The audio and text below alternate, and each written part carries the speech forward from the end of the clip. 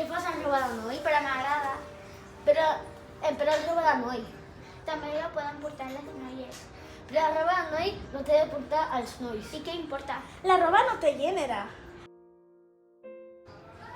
Puc jugar? No, perquè ets una nena, no.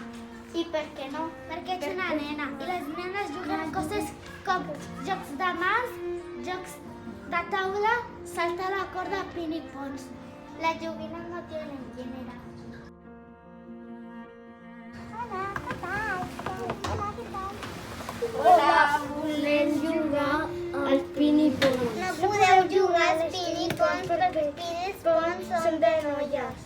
No, los pinipons puedo jugar que vulgui. Jo.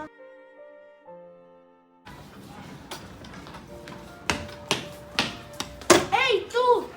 Què vols? Saps que els futbolistes són de nois? El futbolí no té gènere. No m'importa, aparta. Tu, maleducat. Germà, mira aquest vídeo. Què fas? Per què mires uns vídeos que surten moltes noies? És una noia aquí.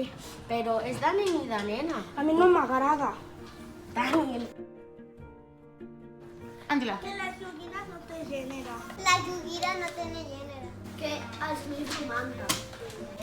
Les noies poden jugar a lo que vulguin y al noi no le tienen que decir lo que tienen que hacer. Las joguines són de tots, no de solo los nois. Que jo estava mirant uns vídeos que saluen moltes nenes i el meu germà diu què és això? Ets una nena o què?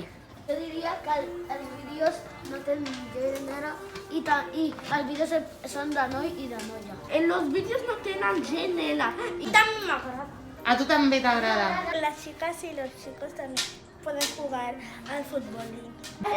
Las niñas o joguines, aunque siempre que son de noia y de nen.